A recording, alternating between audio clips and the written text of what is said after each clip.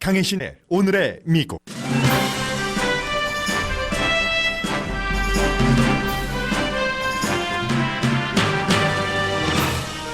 미국 연방 상원에서는 오늘 탄핵 재판 배심원들인 양당 상원 의원들과 하원 소추위원, 대통령 변호팀 사이에 질의응답이 시작됩니다. 핵심은 존 볼턴을 증인으로 출석시키느냐 마느냐입니다. 트럼프 대통령이 결국 볼턴 전 국가안보보좌관을 맹비난했습니다. 일자리를 구걸해서 일자리를 줬는데 일을 못해 쫓아냈다고 트윗했습니다. 볼턴은 그런 볼턴을 고용하고 해고한 사람은 멍청이, 모란이라는 트윗에 좋아요를 표시했습니다. 트럼프 대통령 탄핵 첫 번째 사유인 권력 남용을 했다는 내용의 책을 쓴 것으로 알려진 이 볼턴이 오랜 친구들인 공화당 보수들로부터 완전히 버림받고 있습니다. 미국 대통령과 이스라엘 지도자들 사이에 맺은 중동 평화 계획은 이스라엘의 점령지를 갖게 하는 게 핵심 내용입니다. 국제사회가 불법으로 해왔고 미국 역대 대통령이 모두 반대했던 일들이지만 트럼프 대통령은 본인이 해냈다고 주장합니다. 팔레스타인 없이 중동 평화안을 발표한 백악관이 오늘은 민주당 하원 의원은 초대하지 않은 채 북미주 자유무역협정안, 새로운 북미주 자유무역협정안을 발표합니다. 실업률은 낮은데 연방 빚은 사상 최고로 올해 GDP의 81%에 달한다고 초당적 의회 예산국이 발표했습니다. 스타벅스가 우한 바이러스 때문에 2,000군데가 넘는 중국 내 스토어의 문을 임시로 닫았습니다. 재정 전망도 미뤘습니다. 아이폰 매출은 아이폰 딜레마를 벗어난 듯 분기별 최고 상승이고 보잉은 737 맥스 사고 여파로 20년 넘어 만에 처음으로 손실을 기록했습니다.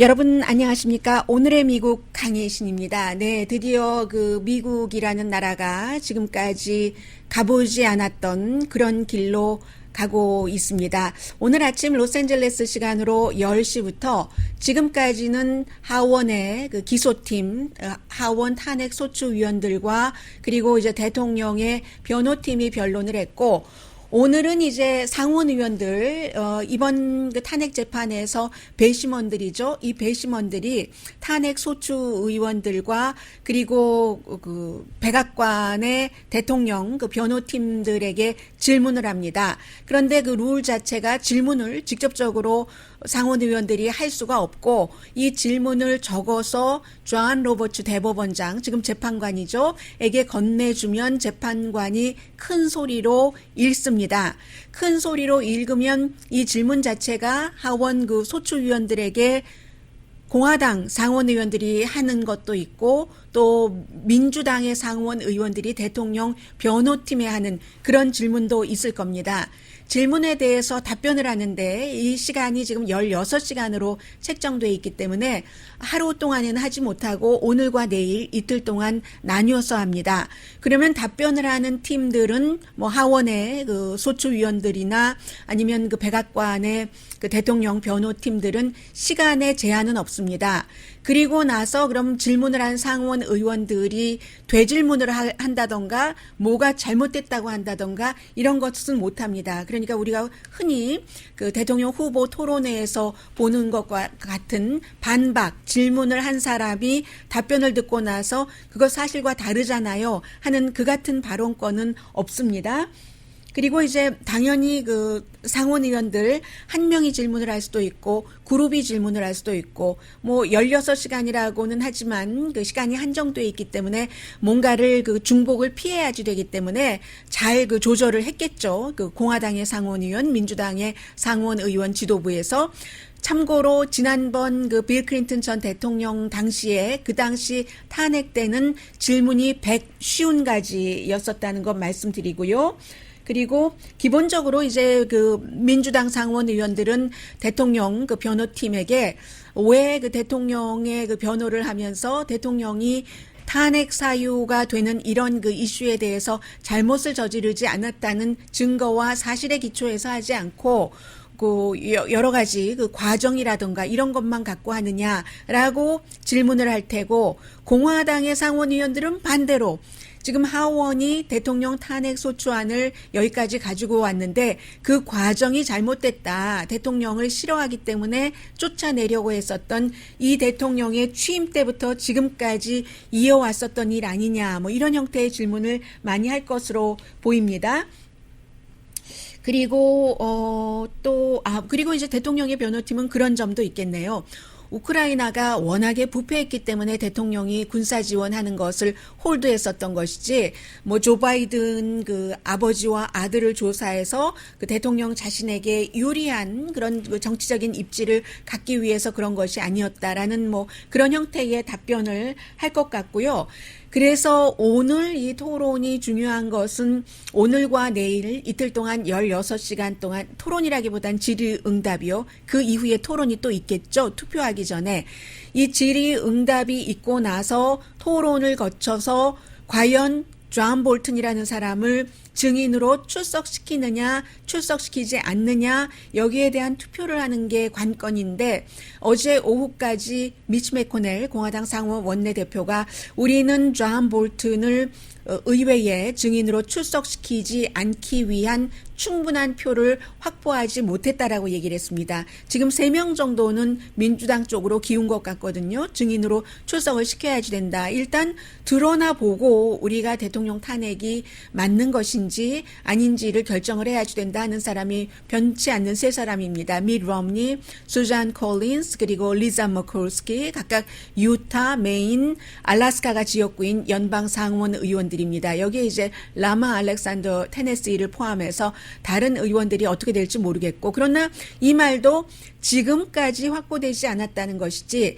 앞으로 질의응답이 있는 이틀 동안에 역시 그 공화당 지도부가 얼마나 지금 최선을 다해서 그 표를 받기 위해서 노력을 하겠습니까? 백악관도 마찬가지고 민주당에서도 역시 이탈표가 없도록 단속을 하는 것이고, 그렇기 때문에 지금 뭐 아담 쉬프라든가 척 슈머 민주당의 상원 원내대표, 미치 매코넬 공화당의 그 상원 원내대표의 역할이 굉장히 중요한 거죠. 지금 오늘 아침만 하더라도 민주당의 그 조 맨슨이라는 웨스트 버지니아가 지역구인 연방 상원 의원이 뭐 헌터 바이든도 증인으로 출석시킬 수 있는 것 아니야? 라고 얘기를 했는데, 헌터 바이든이 문제의 조 바이든 아들이요. 우크라이나의 가스 컴퍼니에 그 분야에서 일한 경력이 없는데 일을 하고 돈을 받았다. 그 부통령의 아들이었기 때문에 그런 것 아니냐. 기타 등등 이 같은 내용에 대해서 조 맨슨이라는 사람이 민주당의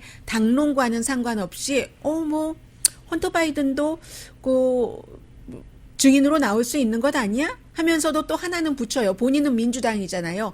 헌터 바이든이 아무런 그 죄가 없다고 깨끗하게 클리어할 거야 라고 하지만 민주당은 존 볼튼만 지금 그 증인으로 출석을 시키고 싶어 하는 것이고, 그렇지만 조 맨슨 의원 같은 경우는 당도 중요하지만 본인의 지역구 주민들이, 유권자들이 너무나 트럼프 대통령을 좋아하기 때문에 뭐 광산도 많고 하니까요. 그래서 트럼프 대통령에게 반대하는 모습을 보였다간 본인이 죽잖아요. 이건 뭐 당이 먼저냐 내가 먼저냐 사이에서 정치인들이 항상 고민하는 부분이죠. 그래서 어떠한 사안에 따라서 당을 위해 놓기도 하고, 어떤 경우는 내가 완전히 죽는다면 내가 살아야지 당도 있지, 뭐 이런 경우도 있고요. 조 맨슨 의원 같은 경우가 지금 민주당에서 이탈할 수 있는 표이고, 공화당에서 말씀드린 것처럼 그렇고, 그리고 제가 그제 NPR 방송을 들었다고 하면서 어제 여러분들께 그 앵거스 킹이라는 무소속 연방 상원 의원의 얘기를 전해드렸는데, 이 킹 의원은 그제는 그 뉴욕타임 아니죠, 그 NPR 방송과 인터뷰에서 4명이 아니라 한 5명에서 10명 정도는 증인 출석을 하는데 찬성을 할 것 같은데, 이렇게 얘기하더니 어제는 또 그 CNN과 인터뷰하는 것 보니까 내가 너무 나이브했어. 내가 너무 순진했지. 공화당이 그 정도까지는 아닌 것 같아. 아직은 뭉쳐있는 것 같아. 했지만 이것도 또 그때의 시점이고 이제부터 로스앤젤레스 시간으로 이제 50분 남았습니다. 10시부터 질의응답이 시작되고 그 과정에서 어떠한 질문과 어떠한 답변이 나오느냐에 따라서 누구의 마음이라도 변할 수 있기 때문에 이게 완전히 흐름이에요. 말 그대로 생명인 겁니다. 정치는 생명. 탄핵 재판은 재판이지만 법에 근거한다기보다는 굉장히 정치적이고 또 여론 같은 것도 따라야지 되는 것이기 때문에 지금 오늘 이과 내일의 16시간 동안의 질의응답이 그래서 중요하고요. 모든 게 지금 그 변수가 볼튼인 겁니다. 그래서 지난 주말에 이제 존 볼튼이라는 사람이 책을 썼는데 그 책에서 우크라이나의 대통령이 군사지원금을 홀드한 것은 자신의 정치적인 목적 때문이다라는 것을 본인이 이제 대통령과 직접 그 대화를 하는 도중에 들었다 하는 그런 내용이 있었기 때문 아니겠어요? 그런데 이제 그런 내용이 처음에 나왔을 때 그 주말이었기 때문에 시사 그 토크쇼 같은데 쭉 그 텔레비전에 출연을 해서 공화당 의원들이 별거 아니야, 별거 아니라고 하는데 계속 소리를 치고 있었어요. 별거 아니면 말하지 않죠. 이슈가 되지 않죠. 그런데 계속 소리를 친다는 것 자체가 별거였다는 것이고 결국은 오늘 아침에 트럼프 대통령이 트럼프 스타일로 존 볼튼에 대해서 트윗을 했습니다. 그 사람 말이야. 나에게 와서 구걸을 했지. begging이라고 표현을 했습니다. 짭 좀 달라고. UN 대사도 그 상원의 인준을 받고는 못했던 사람. 오늘의 미국에서 여러 번 말씀드렸던 일입니다. 너무나도 강성이기 때문에 조지 부시가 이 사람을 잠시 UN 대사로 만들려고 했었을 때 상원이 휴회인 때 그 약간 그 편법으로 UN 대사를 시켰었죠. 그리고 나서 다시 인준 안 될 것 같으니까 이제 그만 스르르 물러나고 말았는데 그런 점을 지적을 하면서 그 UN 대사도 상원 인준을 못 받아서 뭐 제대로는 못했던 그런 사람인데 나한테 구걸해서 상원 인준 안 받는 자리 좀 달라고 해서 내가 일을 줬더니 일하는 동안에 실수만 계속하고 그러면서 리비아 모델 얘기를 하더군요. 북한과 연관된 그 리비아 모델을 얘기를 하고 정권 교체 하면서 그런 실수를 하고 그 실수뿐만이 아니야. 존 볼튼은 내가 존 볼튼 말을 들었으면 지금 세계는 6차 전쟁을 치르고 있을 거야. 3차 전쟁이 아니라 뭐 여기저기서 이란, 베네수엘라, 뭐 북한 뭐 예를 들면 그런 곳과 전쟁을 해서 6차 전쟁을 치를 거야 라고 트럼프 대통령이 그 얘기를 했습니다. 그래서 내가 해고한 거야. 존 볼튼을. 그랬더니 아니 나가자마자 그 혐오스러운 책을 쓰다니 사실이 아닌 책을 쓰다니 누가 그딴 일을 할 수가 있겠어. 사실이 아니고 혐오스럽다고. 네스티라는 단어가 사실은 미국에서 가장 좀 혐오가 아니라 상대방을 혐오할 때 뭐 쓰는 단어잖아요. nasty and untrue라는 단어를 썼습니다. 그런데 이제 트럼프 대통령의 이 같은 트윗은 이제 그 본인이 고용을 하고 일하다가 마음에 들지 않아서 사람을 해고할 때 흔히 하는 표현이죠. 렉스 틸러슨 국무장관을 이제 맨 앞으로 시작을 해서 그래서 별로 놀랍지 않았는데 또 이것도 놀랍지 않습니다. 존 볼튼이 굉장히 계산을 잘 하고 있을 것 같아요. 물론 존 볼튼은 한 사람일 수도 있지만 물론 주변에 뭐 여러 자문들이 있다 하더라도 그런데 대통령 주변에는 굉장히 많은 변론팀이 있지만 존 볼튼이요. 이런 정도의 사람이거든요. 대통령이 그렇게 트윗을 하면은 그냥 보통 사람들 가만히 있거나 렉스 틸러슨처럼 나중에 좀 세월이 흘러서 점잖게 말하거나 하는데 존 볼튼은 그렇지 않습니다. 칼을 받으면 바로 칼을 딱 그 본인의 칼도 뽑아서 던져버립니다. 누군가가 이렇게 트윗을 했습니다. 트럼프 대통령이 얘기한 것처럼 그따위 사람을 하이어하고 파이어한 그런 사람은 참 바보 멍청이네. 모런이네. 렉스 틸러슨이 대통령에게 참 그 사람 바보 멍청이야 라고 했다는 모런이네. 누군가가 이렇게 트윗을 한 것에 바로 존 볼튼이 좋아요. 표시를 했습니다. 존 볼튼은 이런 사람이기 때문에 글쎄 볼만하다 싶기도 하고요. 볼만하다는 게 불구경한다는 얘기가 아니라 이제 미국의 이 탄핵 재판이 어떻게 가느냐를 볼만하다라고 말씀을 드린 것이고요. 어떤 사람은 존 볼튼이 기자회견을 해야지 된다. 만약에 이 탄핵 그 증인으로 나오지 않으면 그런 얘기를 하고 있어요. 기자회견하면 기자들이 물어보는 말에 다 답하지 않겠어요? 그리고 또 퀴니피악 대학교의 여론조사 결과 굉장히 중요한데요. 며칠 전에 그 로이터 통신의 여론조사 결과 미국 사람들의 72%가 존 볼튼이 증인으로 나서야지 된다. 공화당도 40몇 % 됐었죠. 그런 결과를 발표를 해드렸는데 오늘 아침에 퀴니피악 대학교의 여론조사 결과는 그것보다 더 많네요. 지난번에 로이터에서는 공화당의 45% 정도도 증인 출석해라라고 하는데 동의를 했는데 이번에는 공화당의 49%를 포함해서 75%의 미국인이 존 볼튼이 증인으로 출석을 해야지 된다라고 답변을 했습니다. 글쎄요, 아마 공화당에서도 9%나 존 볼튼 출석을 원한다는 것은 그냥 존 볼튼 출석만을 원하는 게 아니라 이렇게 보시면 어떨까요? 조 맨슨이라는 공화당 지역구에서 민주당으로서 상원 의원을 하면서 공화당의 눈치를 볼 수 없는 상원 의원이 얘기를 한 것처럼 존 볼튼뿐만이 아니라 조 바이든 민주당 예비선거 후보의 아들인 헌터 바이든도 그렇게 되는 경우 증인으로 출석을 시키기를 원해서 공화당에선 그런 표가 나온 것 아닐까 뭐 이런 생각하고요.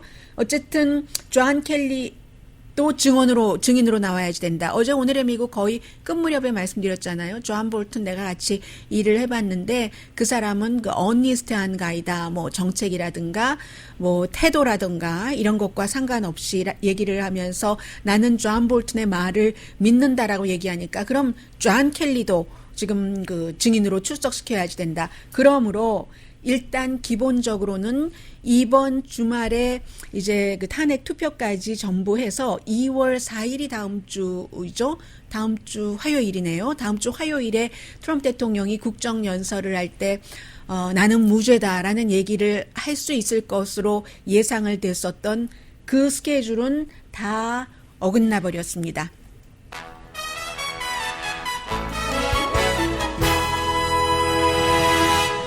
잠시 뒤에는 그 아주 중요한 큰 그 세계의 흐름, 이 내용들이 말하고 있는 것이 무엇인가 그 핵심만 간단하게 정리를 해드리겠습니다.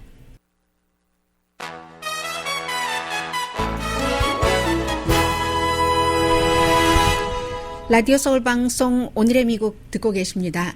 네, 트럼프 대통령이 이제 굉장히 그 에너지가 많은 것 같습니다. 지금 이 탄핵 재판을 하는 과정에서 뭐 나이도 지금 뭐 40대, 50대, 60대가 아니잖아요. 70대인데도 다보스도 다녀왔고 다보스에서도 회의만 한 것이 아니라 트윗도 뭐 하루에 140 몇 번 한 적도 있었고 어제도 마찬가지로 이제 뉴저지주에서 선거 캠페인을 했는데 어제 그 선거 캠페인은 얼마 전에 그 민주당이면서 민주당을 탈당한 지금 그 지역구 자체가 그 본인이 탈당을 할 수밖에 없는 그런 상황이고요. 정치인들에게는 뭐 일어나기도 하는 자주는 아니지만 그래서 탈당을 하고 공화당이 된 그런 그 잽 반 드루 의원이요. 12월 달에 당적을 공화당으로 바꿨습니다.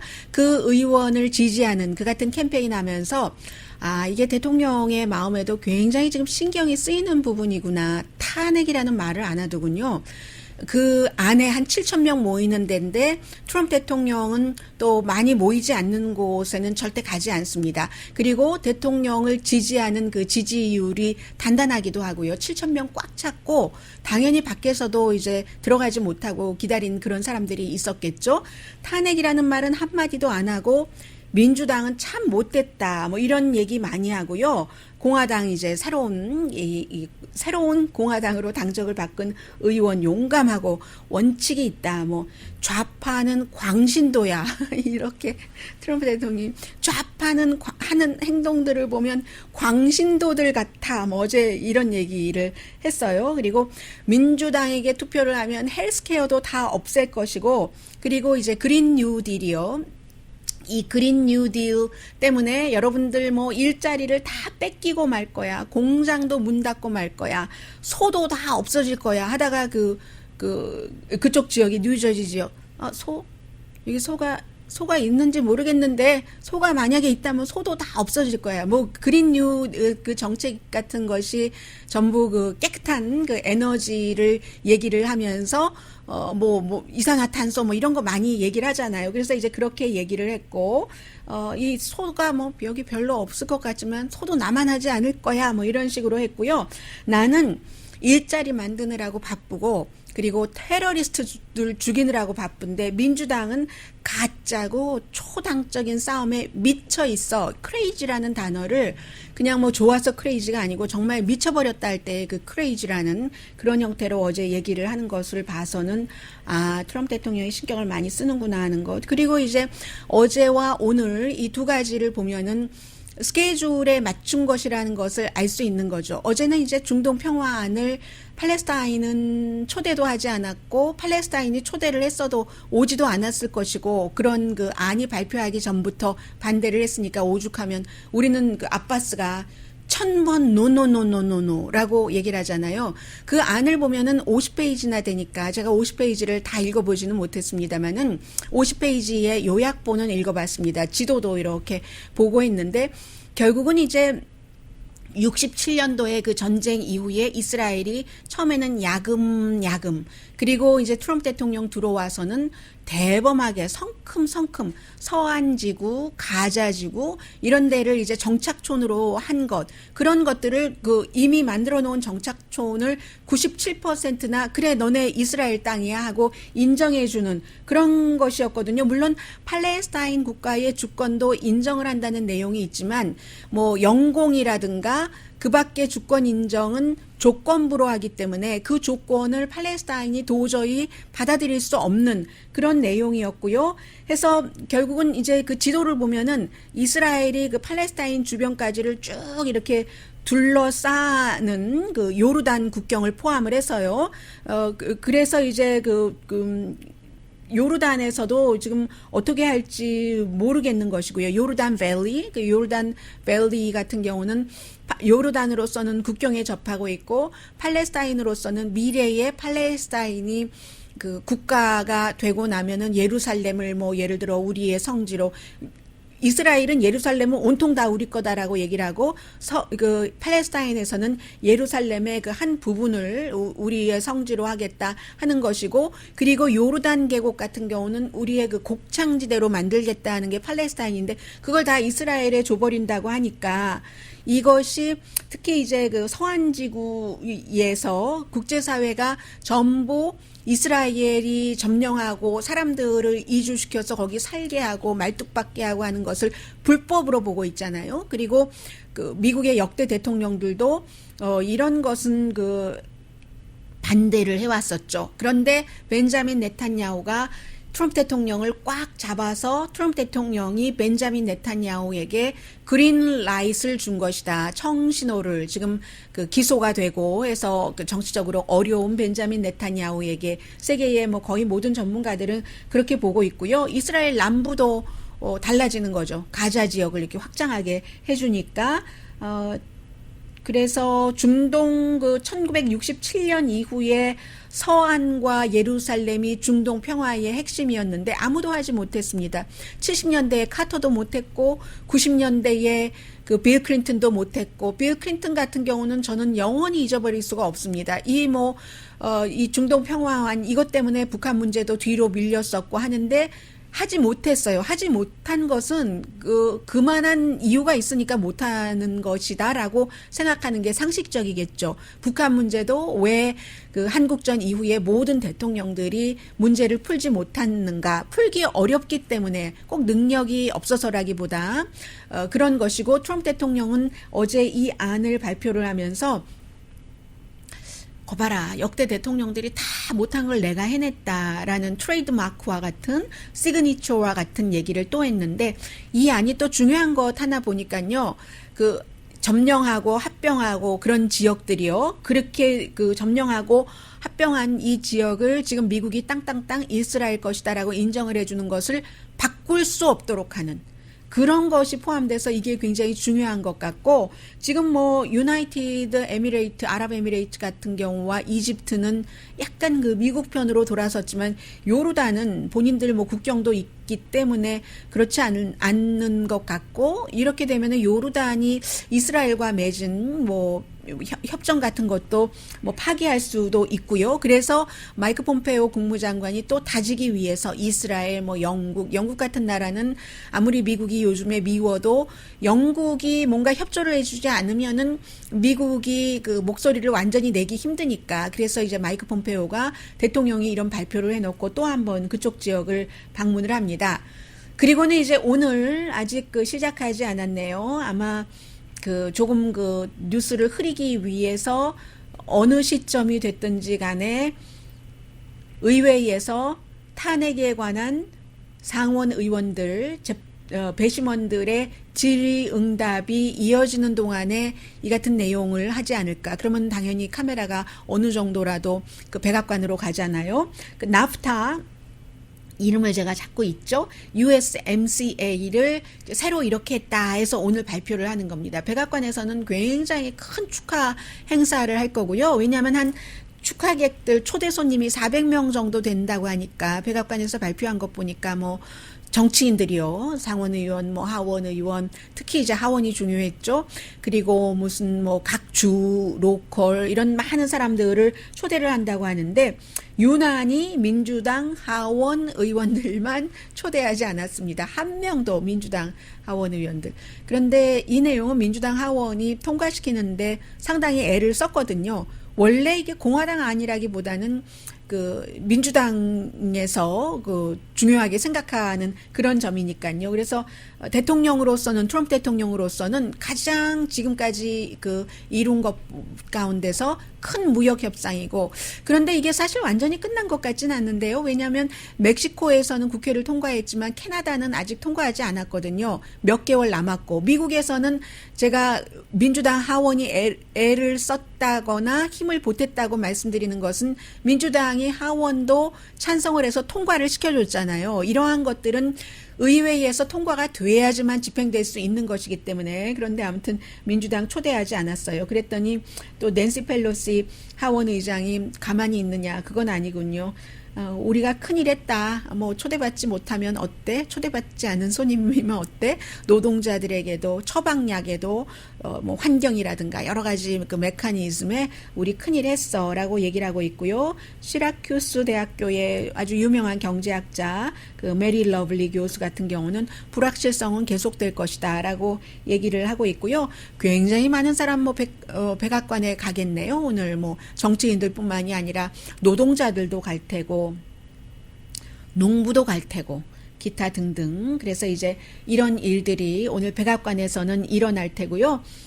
지금 그 사람들이 입장하기 시작하네요. 로스앤젤레스 시간으로 9시 30분이고 지금 동부 시간으로 점심시간이 조금 지난 12시 30분이기 때문에 앨런 더쇼비츠 지금 대통령의 개인 변호사도 보이고 상원 의원들, 배심원들이 한 명 한 명 지금 의사당에 들어가고 있습니다. 오늘 여러분들께서는 그동안은 뒤에 있었지만 그 존 로버츠라는 연방 그 대법원장이 앞으로 나서서 이제 질문을 본인이 선택을 하는 거니까요. 어느 질문을 받아서 또 누구에게 답변을 하라고 할지. 그렇기 때문에 지금 모든 케이블 방송국은 전부 워싱턴 의사당 앞에 이제 특별 데스크를 만들어 놓고 그곳에서 생방송을 하고 있습니다.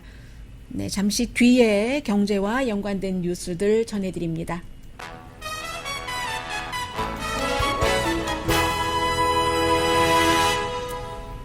라디오 서울 방송 오늘의 미국 듣고 계십니다. 어쩌면 좋죠? 적자가 미국에서 자꾸만 늘어나서 오늘 아침에 저는 좀 깜짝 놀랐네요. 올해의 그 적자가 뭐 GDP의 81%, 가 되고, 물론 뭐 미국의 이 GDP의 81%가 적자가 아니라 빚이요. 적자가 81% GDP면 정말 큰일 나는 거죠. 빚이. 물론 그 빚이라는 게 뭐 여러 가지로 상쇄되고 하기는 합니다만은 의회의 초당적인 그 예산국이 발표를 했습니다. 그리고 이 정도로 계속 수입과 지출의 균형이 맞지 않으면 2030년에는 GDP의 98%, GDP하고 그 연방 빚하고 똑같아진다는 얘기예요. 2020년도에도 그 미국 정부가 수입보다 1조 달러나 더 쓴다는데 매년 늘어날 것이다 하는데 예상됐었던 일이죠. 가장 큰 것은 이제 세금 감면 때문에 큰 그 세금 수입이 줄어드는데 정부는 자꾸만 이제 큰 돈들을 그 더군다나 국방비 같은 데다 쓰고 있기 때문에 그리고 예산국장이 걱정을 하는 것은 이렇게 빚이 늘어나는 게 뭐 경제가 나쁠 때 그럴 때 그렇다 하는 것은 좀 이해가 되는데 지금 뭐 경제도 좋다고 하고 그리고 무엇보다도 그 자료가 수치가 보여주잖아요. 실업률도 굉장히 낮은데 뭐 50년 넘어 만에 최저라고 하는데도 연방비지 뭐 GDP의 현재 80몇 %, 나중에 뭐 얼만큼만 10년만 더 있으면 연방빚과 GDP가 거의 같아진다 하니까 이거는 아마 트럼프 대통령도 재선이 된다면 그리고 트럼프 대통령이 재선되지 않을 때 다른 그 어떤 그 대통령이 좀 바로 잡아야지 될 그럴 그 문제가 될 것 같습니다. 그리고 지금 이제 코로나 바이러스 우한 폐렴과 관련해서 아직까지는 뭐 정말 큰일이야. 펄벅의 돼지야. 이 정도는 아닙니다. 그 정도는 아니지만 안심을 할 수가 없기 때문에 중국에서 환자가 거의 6천 명이거든요. 5,970명. 그 밖에 제일 많은 곳이 중국 다음으로는 타일랜드네요. 14명.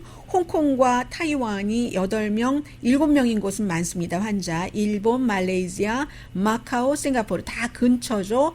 그 호주와 미국이 5명, 프랑스와 독일이 4명, 사우스코리아도 4명, 좀 더 되지 않던가요? 제가 새벽에 6명 정도로 본 것 같은데요. 그리고 2명, 캐나다, 뭐 캄보디아, 비엔남, 네팔하고 스리랑카는 한 명, 캄보디아도 1명이군요. 이렇게 되니까 사망자가 지금 중국에서 130명이 넘었기 때문에 그 시진핑 중국 국가주석이 세계의 그 국제 전문가를 이 바이러스 전문가를 받아들여서 우리가 도움을 받겠다 한 것을 보면은 그의 이것을 잡겠다 하는 의지도 알 수 있고 얼마나 심각한가 하는 것도 동시에 알 수가 있습니다. 미국 과학자를 포함해서 지금 받겠다고 했고요. 세계보건기구도 마찬가지로 어떤 그 특별한 그룹을 지금 만들 모양인가 봅니다. 그러니까 스타벅스가 중국에 있는 그 스타벅스 스토어에 지금 2,000군데가 넘는 곳을 일시적으로 당연히 임시겠죠. 문을 닫았다고 하고요. 세계에서 제일 큰 그런 그 커피 체인이고 그리고 중국이 커피에 있어서도 뭐 자동차도 그렇고 뭐든지 다 마찬가지입니다만은 그 커피 판매에 가장 그 많이 성장하는 곳이 중국이잖아요. 세계 매출의 스타벅스 세계 매출의 10%가 중국입니다. 그러면 세계에 국가가 몇 개 있어요? 그 몇 개 있는 것 가운데 스타벅스가 들어가 있는 곳이 몇 군데일 것이며 그 가운데 10분의 1을 중국이 차지하고 있다는 얘기죠. 그래서 그리고 이제 이로 인해서 스타벅스도 본인들의 그 재정 플랜이 있지 않겠어요. 재정 예상 같은 것들이 있는데 그런 것의 발표도 미뤘습니다. 이 우한 그 바이러스가 언제까지 어느 정도로 강하게 퍼질지 모르기 때문에요. 그리고 이제 그 애플도 중국에서 우한 바이러스 때문에 스토어 한 곳은 문을 닫았다고 하는데 애플은 어제 좋아서 팀 쿡 펄쩍펄쩍 뛰었잖아요. 왜냐하면 아이폰이 이젠 더 이상은 아닌 것 같아. 뭐 더 만들 게 뭐가 있겠어. 그래봐야 뭐 지난번 거와 똑같은 애 하더니 이번에 아이폰 11은 그렇게 또 그 소리가 이 보이스가 좋게 그 녹음이 된다면서요. 그래서 아이폰 11 판매 그 매출이 굉장히 좋았고요. 1사분기 애플의 아이폰을 포함해서 매출이 예상을 훨씬 뛰어넘어서 이거 얼만큼인지 전 잘 모르겠습니다. 918억 아니죠. 910억 달러. 정확하게는 918억 2천만 달러 이렇게 되는데 1년 전보다 9%가 올랐고 전문가들이 예상하기는 900억 달러가 아니라요. 800억 단위였습니다. 900에 가까운 884억 3천만 달러를 예상을 했는데 이게 이제 아이폰 11이 지난 겨울에 출시가 되고 처음 발표되는 건데 아이폰이 이제 이로써 슬럼프를 이긴 것 같다라고 얘기를 해서 아이폰 매출이 제일 많아요. 560억 달러. 그리고 아이폰이 중국이라든가 중국뿐만이 아니라 일본에서도 많이 팔렸다고 하고요. 아이폰 자체도 1년 전보다 판매가 8%가 늘었고 그 밖에는 이제 처음에는 이렇게 시작을 했지만 애플이 이제 맥으로 시작을 해서 아이폰 해서 터치 스크린 만들었고 그 전에 무슨 아이파드도 있었고 요즘은 아이파드는 아니죠. 그리고는 아이패드가 있고 또 맥 순서가 그렇게 됩니다. 아이폰, 아이패드, 맥 컴퓨터 그리고 서비스. 이 서비스에 가서 딱 그 눈이 뜨이는데 서비스 분야의 매출이 17%가 늘었다. 애플 TV를 얘기를 하는 거잖아요. 처음에는 물건을 만드는 것으로 큰 것도 만들었다가 컴퓨터, 그랬다가 그 아이패드 같은 아주 작은 것도 만들었다가 칩처럼 보이는, 그러다가 또 아이폰을 만들었다가 이제는 쭉 해서 그런 모든 것을 한꺼번에 넣어서 할 수 있는 서비스, 애플 TV. 애플 TV뿐만이 아니라 저는 이제 애플 뉴스를 한 번씩 다른 뉴스를 보고 내가 빠뜨린 게 없는가 쫙 이렇게 점검을 하게 되거든요. 그러한 것들이 어떠한 사업을 하다 보면 확장을 하는 것도 있고 더 자연스럽게 발전을 하게 되죠. 그리고 그 발전이 그 회사를 지탱하는 힘이 되고요. 애플이 지금 그래서 괜찮은 편이다라고 하고 있고 보잉도 굉장한 테스트를 지금 받고 있는 거죠. 보잉이 1997년 이후에 처음으로 손해를 봤답니다. 그러니까 20년 너무 만에 처음으로 손해를 본 거예요. 2019년에 적자가 6억 3,600만 달러. 왜 적자가 났겠어요? 이게 이제 737 맥스가 인도네시아와 말레이시아에서 사고를 일으켜서 300명 정도가 숨졌는데 그 사고 일으킨 것도 뭔가가 제대로 그 일을 하지 않아서 느슨하게 해서 거만해서 뭔가 안내조차도 새로운 비행기를 만들어 놓고 하지 않고 첫 번째 사고가 났었을 때 영어를 쓰는 그 조종사들은 아무 문제가 없었어 이렇게 얘기하고 실제로는 모든 조종사들에게 트레이닝도 시키지 않았고 오만 불손한 이 같은 태도 그리고는 우린 정권과 가깝기만 하면 돼. 대통령과 연방항공국과 그렇게 해서 뭔가 검사도 다 그 본인들이 내부에서 하고 했던 대가가 너무나도 큰 겁니다. 해서 20몇 년 만에 처음으로 이제 손실을 봤는데 737 맥스의 사고의 그 피해라고 할까요? 보잉 측에서는 예상보다 커서 180억 달러 정도, 당초 예상보다 2배입니다. 180억 달러면요, 맥스가 탄생하기 이전에 연 매출의 거의 20% 정도 된다고 하거든요. 그러니까 잘 해나가기는 참 힘들잖아요. 오랜 세월이 필요하고 노력이 필요하고 지치지 않고 기름치기 하는 거 필요하고 운동선수나 다 마찬가지예요. 메케닉이나. 그런데 그러다가 사고 몇 번 나면은 이렇게 수렁 속으로 들어가는 겁니다. 여기서 이제 또 보잉이 살아나느냐, 튀어오르지 못하느냐, 그걸 사람들은 보는 것이고요. 지금 애플과 보잉은 이렇게 운명이 조금 달라지고 있고요. 잠시 뒤에 뵙겠습니다.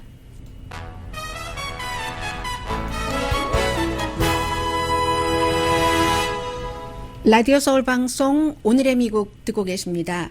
네, 이제 많고 많은 그 뉴스들 가운데서 끊이지 않고 그 본인들의 의무와 권리를 지키려는 미국 사람들의 노력도 이어집니다. 지금 NPR 방송이 국무부에 왜 그 국무장관이 갑자기 지금 뭐 이스라엘, 뭐 영국 이런 데를 순방을 하는데 NPR의 기자를 동행하기로 다 크리덴셜 받았던 그 기자를 거부했는가, 거기에 대해서 공식적으로 우리는 요청한다 하는 것을 보내놨고요.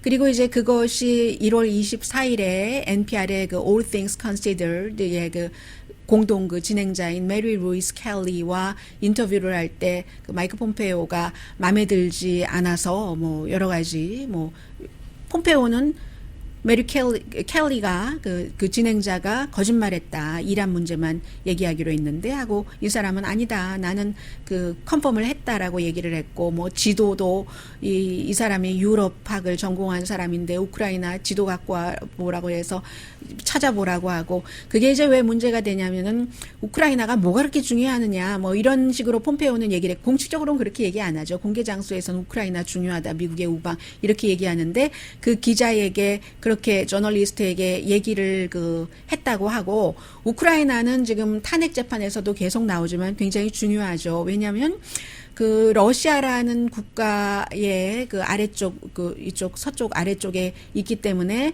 항상 뭔가 그 보루가 되기도 하고요. 여기서 이제 무너지면은 이제 서쪽까지 쭉 가서 이제 서유럽부터 동유럽, 서쪽에서 시작해서 동유럽, 서유럽으로 러시아가 쭉 확장될 수도 있는 것이고, 또 우크라이나가 그러한 그런 지정학적인 위치 때문에 러시아 관련 정보도 미국에 많이 주고요. 해서 중요하죠. 그런데 아무튼 우크라이나가 뭐가 중요해 하면서 우크라이나 어디야 한번 맞춰보라고 했다고 하고 기타 등등 해서 이 기자가, 이 저널리스트가 물러서지 않으니까 그 폼페오 국무장관이 화가 나서 이제 그 NPR 기자는 우린 동행 못하겠어 뭐 이렇게 시킨 거잖아요. 그랬더니 이 NPR의 그 켈리 그 저널리스트가 오늘 그 뉴욕타임즈에 기고문 쓴 것 보니까, 나에게 그가 뭐라고 거짓말장이라고 하던 말던 나는 받아당하지 않는다. 다만 파워 있는 사람들, 어떠한 정부의 요직에 있는 사람들, 우리 저널리스트들은 그들을 취재할 때 그들의 뭔가 그들이 말하는 것을 빛내려고 하는 사람들이 아니다. 우리는 그들에게 터프한 질문을 해서, 일반 청취자, 국민들을 위해서 터프한 질문을 해서 그 질문에 대한 답을 쉐어하고 세계와 함께, 그리고 그 질문에 대해서 그 주체가 답변하지 못했을 때는 그것조차 우리는 그 세계에 그 쉐어하는 사람이다라고 그 메리 그 루이스 켈리 저널리스트가 그렇게 그 얘기를 했어요. 그리고 뿐만이 아니라 지금 정부 시민단체 그 Citizen for Responsibility and Ethics라는 여기서 자유정보법에 따라서 이제 뭐 여러 가지 이 누구 말이 맞는가, 그리고 국무장관이 이렇게 다른 그런 그 NPR의 특파원을 배제하는 것이 옳은가 하기를 판단하기 위해서 국무부에 지금 자료 요청 같은 것을 해놓은 상태고요.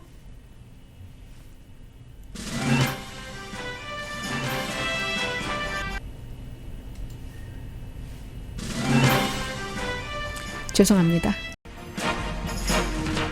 폼페오는 그 말씀드리면서 생각하니까 참 외교적이 아닌 사람이 외교장관이 됐다, 국무장관, 이런 생각이 들고요. 버럭버럭 화내는 사람이잖아요.